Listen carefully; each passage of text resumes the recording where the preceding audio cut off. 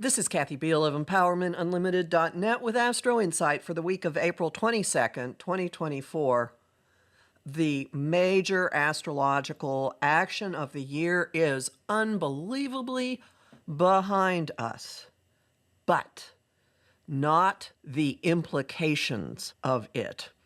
We will be dealing with assimilating, processing, capitalizing on, implementing all of the big changes that have recently erupted within us, in our lives, in our environments, and all around us. The Jupiter-Uranus conjunction is still reverberating and remains a factor all week long and actually throughout the month of May. There are two big themes to this week. One of them is nonstop friction, things bugging us, tugging at us, tapping our shoulder, saying, oh, come on, deal with it. Just deal with it, deal with it, deal with it. This comes from semi-sextiles, when two bodies are only 30 degrees apart. And the reason I'm talking about them so much lately is we have a record number of them in the month of April, 16 in all, and 6 of them are happening this week.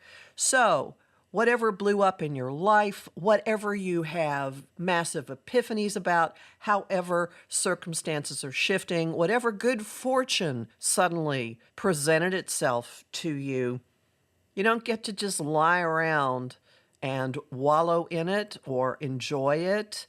There are things in your life, situations, aspects that require tweaking, that require tinkering with.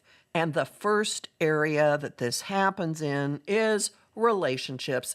Every time one part of a system changes, the rest of the system has to rearrange itself, whether it's stuff in a family or in a marriage or in a circle of friends. Venus, the ruler of relationships and everything we value, is in this friction aspect with both Jupiter and Uranus on the 22nd and the 23rd. You will not be able to continue business as usual in some situation in your life, probably involving how you relate to someone, probably involving a close connection. And before the other friction aspects come into the picture, we have the big event of the week, which is a moment, a place, a ground to dump everything we would like to get rid of from recent activity. The moon is full in the sign of Scorpio on the 23rd, full in a T-square to its ruler Pluto. This is intense. This is cleaning out the closets, cleaning out all of the garbage, taking all kinds of things to the curb, shoving a plumber's snake down into your sewage system, into the toilet, into whatever it is that you use in your house, cleaning out the plumbing, pulling out stuff that, oh God, there it is. Oh, it needs to go. Clogged drains, you name it, they're all getting cleared out now. There's a lot of debris in your life. There's a lot that has been brought to the surface. There may be shards lying around from the Jupiter-Uranus conjunction. There may be situations, secrets, revelations, departures even, that have come up recently that you maybe haven't quite emotionally processed yet, and this is the moment to do it. This full moon is tailor-made for doing a ritual over your toilet. I am serious. Write up stuff that you want to get rid of, burn it, and dump the ashes down the toilet, and watch as you flush them and let them leave your life. Scorpio is intense. It deals with undercurrents and things that we don't often talk about easily in polite society.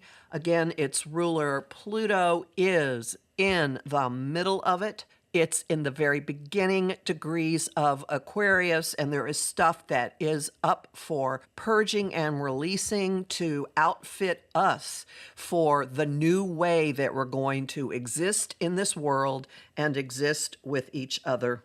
The intensity of this lineup may make you wonder whether we're still having eclipses. It's not an eclipse, but it is the perfect follow-up to the eclipses that we have been through. And as it is slowly starting to fade, we get, oh, looky, 4 more friction aspects. Relationship issues still have not been put to rest. And even more importantly, there's information that's nudging us that maybe we're not quite comfortable with, that is reminding us of the need to act maturely, responsibly, pull your big kid pants on, and just deal with some stuff. And we get 2 of those, the same one, because in the midst of this, Mercury, which is in this uncomfortable aspect with Saturn on the 24th and again on the 28th, Mercury is stationing direct. On the 25th, Mercury is ending its retrograde, but not so fast. No need for celebration just yet. It's still going to take a while before Mercury completes its turnaround. So we have a sensation of being suspended in time, of things going slowly, which will elongate the purge and release potentials of that Scorpio full moon. Is there something that has recently come to light in this retrograde that really we ought to deal with? Really we ought to deal with? We get that message underscored. Is there something about our relationship to outer authority, to our perspective, giving responsibility over to something outside of ourselves? This is not a Mercury retrograde that ends with, phew, glad that's over, but oh, gee, okay, yeah, I see.